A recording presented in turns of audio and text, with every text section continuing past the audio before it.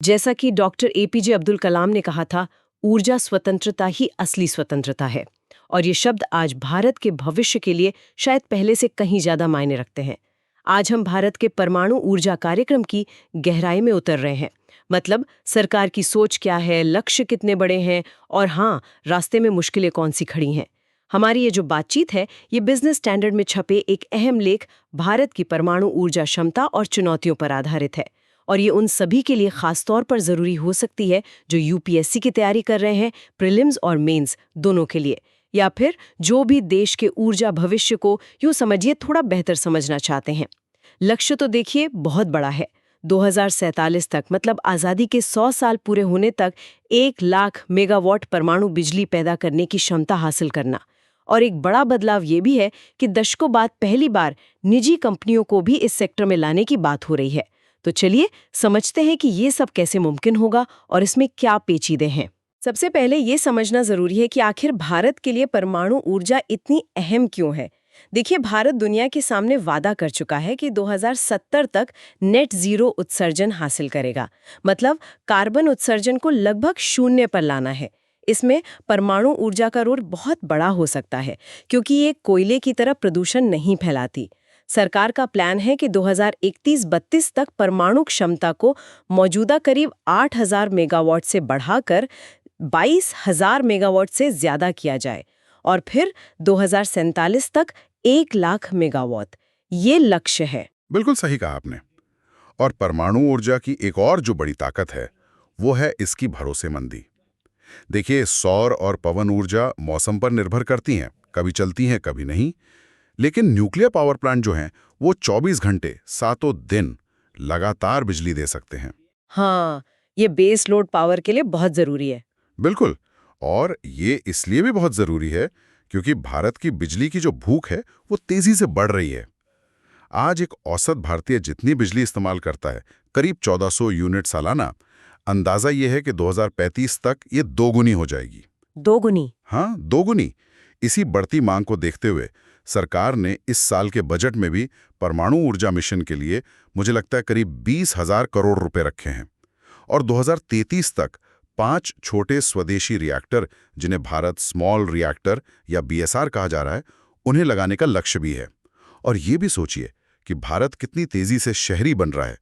अनुमान है कि 2031 तक शहरों में 60 करोड़ लोग रह रहे होंगे। बाप रे, 60 करोड़! जी। साथ ही हमारे उद्योग, खासकर स्टील और मैन्युफैक्चरिंग जैसे भारी उद्योग, जिन्हें बहुत ज्यादा बिजली चाहिए होती है, उन्हें लगातार और साफ बिजली की जरूरत पड़ेगी। परमाणु ऊर्जा इस जरूरत को पूरा करने में काफी मददगार हो सकती है। राजस्थान में जो नए परमाणु यूनिट्स बन रहे हैं, रैप 7 और 8, वो इसी दिशा में बढ़ते कदम हैं। ये तो ही ऊर्जा की बात, लेकिन कूटनीति के लिहाज से भी परमाणु क्षेत्र हमेशा से अहम रहा है। याद होगा 2008 में अमेरिका के साथ जो सिविल न्यूक्लियर समझौता हुआ था, वो एक बहुत बड़ी घटना थी उस समय। हाँ, बिल्कुल। उसने भारत के लिए दुनिया के बड़े परमाणु ताकतों के साथ सहयोग के दरवाजे खोले थे। और रूस के साथ हमारी साझेदारी, खासकर तमिलनाडु में कुडनकुलम परमाणु प्लांट के मामले में, वो भी बहुत अहम रही है। इससे हमें न सिर्फ आधुनिक टेक्नोलॉजी मिली, बल्कि सुरक्षा के बेहतर मानक अपनाने और अपने देश में ही विशेषज्ञों को तैयार करने में भी मदद मिली है। और जाहिर है, जब देश में भरोसेमंद बिजली मिलती है, तो आर्थिक विकास को भी रफ्तार मिलती है। तो इन साझेदारियों के आर्थिक फायदे भी साफ हैं। और हाँ, एक पहलू रोजगार का भी है। जब इतने बड़े प्लांट बनते हैं और फिर चलते हैं, तो कंस्ट्रक्शन से लेकर ऑपरेशन, मेंटेनेंस, रिसर्च तक हजारों लोगों को काम मिलता है। हाँ, और अंतर्राष्ट्रीय परमाणु ऊर्जा एजेंसी मतलब IAEA के आंकड़े भी इस बात को पुख्ता करते हैं। उनका कहना है कि परमाणु ऊर्जा पवन ऊर्जा के मुकाबले प्रति यूनिट बिजली पैदा करने में करीब 25% ज्यादा नौकरियां देती है। अच्छा, 25% ज्यादा? जी। और दिलचस्प बात यह है कि परमाणु सेक्टर में काम करने वालों की तनख्वाहें भी अक्सर रिन्यूएबल एनर्जी सेक्टर के मुकाबले करीब 1/3 ज्यादा होती हैं। तो ये सिर्फ नौकरियां नहीं हैं, बल्कि हाई स्किल, बेहतर तनख्वाह वाली नौकरियां हैं। तकनीकी तौर पर भी देखें तो भारत आगे बढ़ने की कोशिश कर रहा है, खासकर फास्ट ब्रीडर रिएक्टर्स यानी FBRs के जरिए। हाँ, ये FBR काफी सुनने में आता है। ये क्या चीज है असल में? देखिए, आसान भाषा में कहें तो ये ऐसे एडवांस रिएक्टर हैं जो बिजली बनाने के साथ साथ जितना ईंधन इस्तेमाल करते हैं उससे ज्यादा नया ईंधन मतलब प्लूटोनियम वो भी पैदा कर देते हैं। अच्छा, मतलब ये ईंधन बनाते भी हैं? हाँ, एक तरह से। और ये भारत की लंबी सोच का हिस्सा है ताकि हमें यूरेनियम पर हमेशा निर्भर न रहना पड़े। इसी साल की शुरुआत में हमारे पहले prototype fast breeder reactor PFBR में ईंधन डालने का काम शुरू हुआ। ये बड़ी कामयाबी है और ये भारत के थोरियम इस्तेमाल करने के सपने की ओर एक अहम कदम भी माना जा रहा है। ठीक है, तो क्षमता तो जबरदस्त दिखती है, इसमें कोई शक नहीं। लेकिन जैसा हर बड़ी कहानी में होता है, यहाँ भी कुछ बड़े लेकिन हैं। चुनौतियाँ क्या है? पहली और शायद सबसे बड़ी चुनौती है यूरेनियम की कमी। हमारे देश में देखिए, यूरेनियम का भंडार सीमित है। अनुमान है करीब 76,000 टन का। ये हमारे मौजूदा और बनने वाले जो दबाव युक्त भारी जल रिएक्टर्स हैं, PHWRs, उनके बड़े बेड़े को चलाने के लिए शायद नाकाफी है। और PHWRs ही हमारे परमाणु बिजली का मुख्य आधार है अभी। सेगा, इसका सीधा मतलब ये है कि हमें अपनी ज़रूरत का एक बड़ा हिस्सा बाहर से मंगाना पड़ता है, जैसे ऑस्ट्रेलिया, कजाकिस्तान, कनाडा जैसे देशों से। हाँ, और यहीं पर जोखिम आ जाता है। बिल्कुल। अब इसमें कई जोखिम हैं। सोचिए, अगर किसी देश से हमारे रिश्ते बिगड़ जाएं या दुनिया में कहीं भगवान न करे जंग छिड़ जाए या फिर कीमतें ही आसमान छूने लगें, तो सप्लाई चेन कभी भी बाधित हो सकती है। हाँ बिल्कुल, ये एक बड़ा जोखिम है। दूसरी बड़ी चुनौती है थोरियम का इस्तेमाल। भारत का वो मशहूर 3 चरणीय परमाणु कार्यक्रम जो है वो असल में इसी पर टिका है। हाँ, थोरियम के भंडार तो हमारे पास बहुत हैं, सुना है। बहुत हैं। दुनिया का करीब 25% थोरियम भंडार भारत में है, लगभग 8.5 लाख टन। ये भविष्य के लिए समझिए सोने की खान जैसा है। लेकिन इस खजाने की चाबी है टेक्नोलॉजी, और वहीं हम थोड़ा फंसे हुए हैं। ये 3 चरण क्या है, थोड़ा आसानी से समझाएंगे? हाँ, देखिए, स्टेज 1 में हम प्राकृतिक यूरेनियम इस्तेमाल करते हैं जो हमारे पास कम है। इससे जो प्लूटोनियम बनता है उसे स्टेज 2 के फास्ट ब्रीडर रिएक्टर यानी FBR में इस्तेमाल करना है। यही FBR थोरियम को भी यूरेनियम 233 में बदल सकता है, जो कि स्टेज 3 के रिएक्टरों का ईंधन बनेगा। अच्छा, यानी स्टेज 2 और 3 हमें यूरेनियम की कमी से आजाद करके थोरियम के विशाल भंडार का इस्तेमाल करने लायक बनाएंगे। ये प्लान है। लेकिन दिक्कत यह है कि स्टेज 2 FBR और स्टेज 3 की टेक्नोलॉजी में प्रगति बहुत धीमी रही है। FBR बनाने में तकनीकी दिक्कतें आ रही हैं, और एक और एडवांस टेक्नोलॉजी सोची गई थी ADSS, वो तो 2003 में प्रस्तावित थी, वो भी अभी बहुत दूर की कौड़ी लगती है। तो नतीजा ये है कि थोरियम का सपना अभी भी मतलब सपना ही ज्यादा है। हाँ, फिलहाल तो जमीनी हकीकत यही है कि इस्तेमाल बहुत कम हो पा रहा है। फिर आता है पैसे और नियमों का मसला। न्यूक्लियर प्लांट लगाना ये कोई सस्ता सौदा नहीं है। बिल्कुल नहीं। एक अनुमान के मुताबिक हर मेगावाट क्षमता के लिए करीब 11-12 करोड़ रुपए का शुरुआती खर्च आता है। जी। और इन्हें बनने में सालों लग जाते हैं। हाँ, लंबा समय लगता है। इसके तुलना में अगर देखें तो सोलर या विंड पावर प्लांट जल्दी लग जाते हैं और शायद पैसा भी जल्दी वापस आने लगता है। सही। तो यही वजह है कि प्राइवेट कंपनियां अभी तक इस सेक्टर में आने से हिचकिचाती रही हैं। हमने देखा भी है कि मौजूदा प्लांट जैसे काकरापार और कुडनखुलम, उनके अपग्रेडेशन में भी पैसों की तंगी आई है। हाँ, वित्तीय बाधाएं तो हैं, और फिर नियम कानून का जो ढांचा है, परमाणु ऊर्जा नियामक बोर्ड ARB, उस पर अक्सर धीमी गति से काम करने और प्रक्रिया को जटिल बनाने के आरोप लगते रहते हैं। अच्छा, जमीन हासिल करना, पर्यावरण मंजूरी लेना, ये सब प्रक्रिया बहुत लंबी खिंच जाती हैं कई बार। जैसे जैतापुर वाला मामला। बिल्कुल, महाराष्ट्र में जैतापुर प्लांट जो दुनिया का सबसे बड़ा बनने वाला था, वो इन्हीं वजह से कई सालों से अटका पड़ा है। और एक और बड़ा पैंच है 2010 का परमाणु क्षति के लिए नागरिक दायित्व कानून। हाँ, लायबिलिटी वाला कानून। जी, ये कानून कहता है कि अगर कोई दुर्घटना होती है तो प्लांट चलाने वाली कंपनी के साथ साथ टेक्नोलॉजी सप्लाई करने वाली विदेशी कंपनी की भी जिम्मेदारी होगी। इस क्लॉज की वजह से कई विदेशी सप्लायर भारत में आने से कतराते हैं। ये एक बड़ी रुकावट है। ये तो हुई पैसे और नियमों की बात। एक और चिंता है कुशल लोगों की कमी। हाँ। हमें बहुत सारे ट्रेन्ड इंजीनियर, वैज्ञानिक, तकनीशियन चाहिए होंगे इतने बड़े लक्ष्य के लिए। हाँ। लेकिन Bhabha atomic research centre bark जैसे हमारे जो टॉप संस्थान है, वो भी एक सीमित संख्या में ही लोगों को ट्रेन कर पाते हैं। ऊपर से जो अनुभवी लोग हैं वो रिटायर हो रहे हैं। और इससे जुड़ी एक और गंभीर समस्या है ब्रेन ड्रेन की, मतलब प्रतिभा पलायन। हमारे कई होनहार परमाणु विशेषज्ञ बेहतर मौकों की तलाश में अमेरिका, फ्रांस या चीन जैसे देशों में चले जाते हैं, जहां परमाणु कार्यक्रम शायद ज्यादा बड़े या आकर्षक हैं। अब जब आपके सबसे अच्छे दिमाग ही बाहर चले जाएं, तो जाहिर है नई टेक्नोलॉजी विकसित करना और मौजूदा प्लांट को कुशलता से चलाना, ये सब मुश्किल हो जाता है। पर्यावरण से जुड़ी चिंताएं भी हैं, खासकर परमाणु कचरे को लेकर। ये एक बड़ा सवाल है। बहुत बड़ा सवाल है। ये कचरा हजारों साल तक खतरनाक बना रह सकता है। इसका सुरक्षित निपटान कैसे हो? अभी भारत में क्या होता है कि इस्तेमाल हो चुके ईंधन को पहले 5-7 साल तक प्लांट साइट पर ही ठंडा होने दिया जाता है। हाँ, ऑन साइट स्टोरेज। फिर उसे लंबी अवधि के स्टोरेज में भेजा जाता है। लेकिन सवाल यह है कि लंबी अवधि का मतलब क्या है?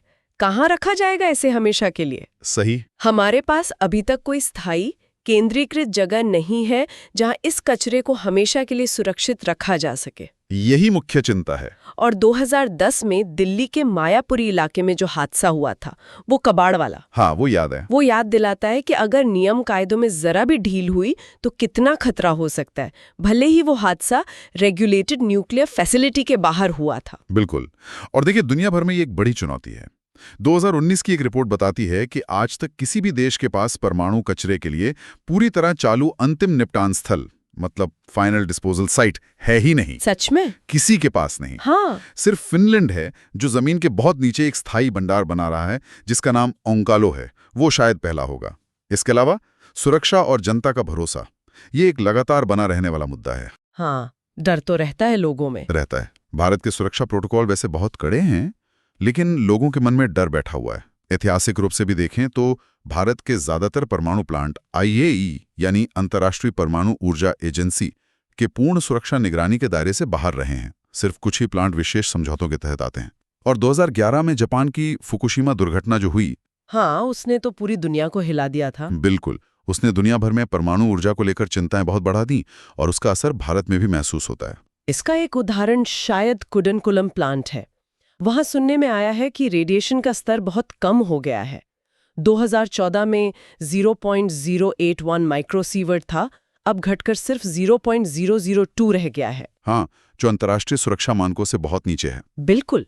लेकिन फिर भी स्थानीय लोगों में आशंकाएं बनी रहती हैं, जिससे जमीन अधिग्रहण हो या प्लांट का विस्तार हो, इन कामों में मुश्किलें आती हैं। सही कहा। तो सवाल ये है कि इन सब चुनौतियों से कैसे निपटा जाए? आगे का रास्ता क्या हो सकता है? चलिए कुछ संभावित समाधानों पर बात करते हैं। शायद सबसे बड़ा कदम जो सोचा जा रहा है वो है निजी क्षेत्र को इस खेल में शामिल करना। इसके लिए शायद 1962 के परमाणु ऊर्जा अधिनियम में बदलाव करना होगा, ताकि प्राइवेट कंपनियां भी रिएक्टर बना सके और चला सके, बेशक बहुत कड़े सुरक्षा नियमों के दायरे में। हाँ, अगर प्राइवेट सेक्टर आता है तो इसके कई फायदे हो सकते हैं, जैसे नई टेक्नोलॉजी शायद जल्दी आ सकती है, प्रोजेक्ट्स में जो देरी होती है वो कम हो सकती है, और बड़े प्रोजेक्ट्स के लिए पैसा जुटाना भी शायद आसान हो जाए। हाँ, निवेश आ सकता है। जी, सरकार का इरादा भी यही लगता है कि यूरेनियम खनन और बिजली उत्पादन में जो सरकारी एकाधिकार है उसे धीरे धीरे खत्म किया जाए।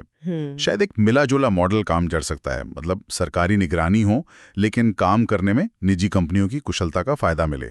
खासकर जो नई टेक्नोलॉजी आ रही है, जैसे छोटी मॉड्यूलर रिएक्टर्स, SMRs, उनके लिए ये मॉडल काफी कारगर हो सकता है। अच्छा। और दूसरा, शायद हमें अपने घर में ही यूरेनियम की खोज तेज करनी होगी। हाँ, ये तो बहुत जरूरी है। झारखंड की जादूगुड़ा खदानों में हाल में फिर से कुछ संभावनाएं दिखी हैं। अगर हम अपनी जरूरत का ज्यादा हिस्सा खुद निकाल पाएं तो बाहरी निर्भरता अपने आप कम हो जाएगी। और साथ ही हमें उन देशों के साथ रिश्ते मजबूत करने होंगे जहां से हम यूरेनियम खरीदते हैं या टेक्नोलॉजी लेते हैं, जैसे अमेरिका, रूस, फ्रांस। लंबे समय के सप्लाई कॉन्ट्रैक्ट जरूरी हैं, और क्यों ना हम मिलकर अगली पीढ़ी की टेक्नोलॉजी जैसे SMRs पर रिसर्च करें। इससे सप्लाई की चिंता भी कम होगी और टेक्नोलॉजी भी मिलेगी। और एक स्ट्रेटेजिक रिजर्व बनाने की बात भी होती है, जैसे तेल का रखते हैं। बिल्कुल, परमाणु ईंधन का स्ट्रैटेजिक रिजर्व बनाना बहुत अहम कदम हो सकता है, ताकि किसी आपात स्थिति में, जैसे कोई जियोपॉलिटिकल संकट आ जाए, तो हमारी सप्लाई बंद ना हो। और हाँ, जो हमारा असली लंबा दांव है, थोरियम टेक्नोलॉजी, उसमें रिसर्च और निवेश को प्राथमिकता देनी ही होगी। टेक्नोलॉजी की बात चली है तो आजकल आर्टिफिशियल इंटेलिजेंस, AI और डिजिटल ट्विन्स की बहुत बात होती है। क्या इनका भी कोई रोल हो सकता है यहाँ? हाँ, बिल्कुल हो सकता है। ये गेम चेंजर साबित हो सकते हैं। डिजिटल ट्विन क्या है? समझिए, ये आपके न्यूक्लियर प्लांट का एक वर्चुअल जुड़वां भाई है जो कंप्यूटर पर बना हुआ है। अच्छा, एक डिजिटल कॉपी। हाँ, इस पर आप हर तरह के हालात को सिमुलेट करके देख सकते हैं, ऑपरेटर्स को ट्रेन कर सकते हैं, और असली प्लांट में कोई गड़बड़ी होने से पहले ही उसका अंदाजा लगा सकते हैं।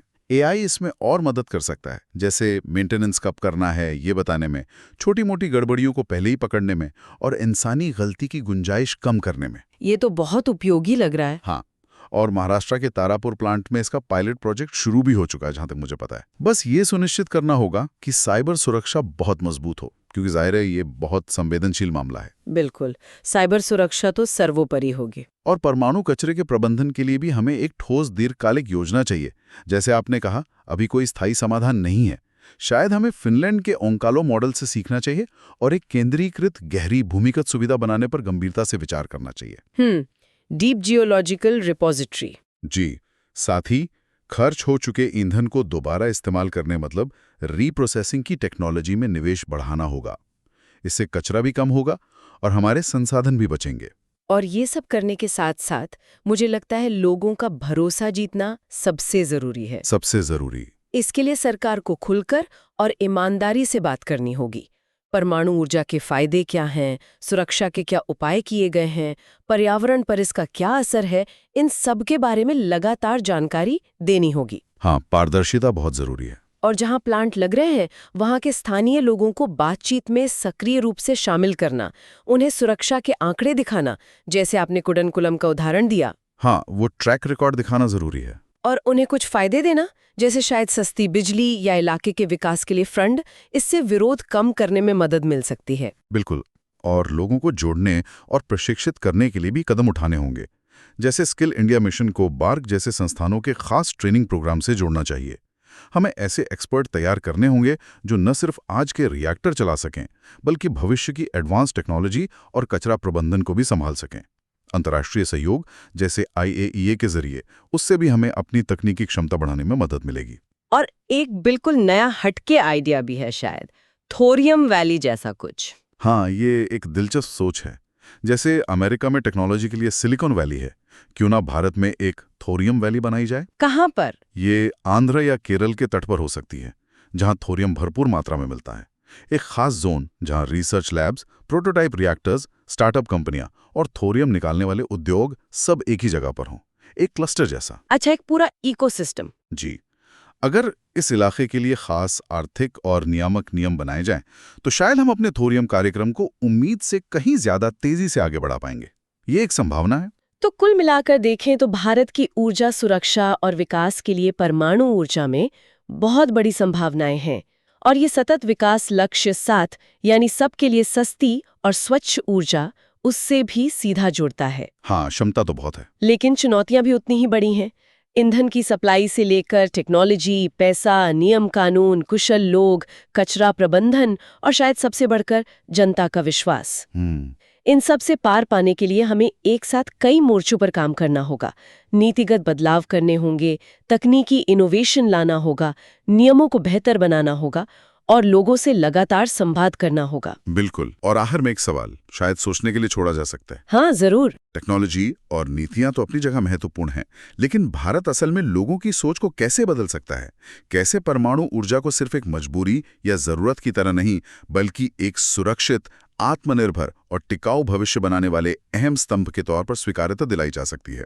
या फिर क्या ये जो छोटे मॉड्यूलर रिएक्टर्स, SMRs की बात हो रही है, जो शायद ज्यादा सुरक्षित और लचीले माने जाते हैं, क्या वो भारत को कुछ पारंपरिक चुनौतियों से उभरने और परमाणु ऊर्जा के क्षेत्र में एक नई छलांग लगाने का मौका दे सकते हैं? ये सोचने वाली बात है। बहुत अहम सवाल है ये। और UPSC की तैयारी करने वालों के लिए तो ये पूरा विषय, इसकी क्षमता, चुनौतियां, समाधान, अंतर्राष्ट्रीय पहलू, ये सब बहुत ही महत्वपूर्ण है। ये भारत की ऊर्जा नीति, विज्ञान और प्रौद्योगिकी और विदेश नीति के कई आयामों को छूता है। इस पूरी बातचीत पर आपके क्या विचार हैं? नीचे कमेंट्स में जरूर साझा करें। अगर आपको ये जानकारी काम की लगी हो तो हमें लाइक और सब्सक्राइब करना न भूलें।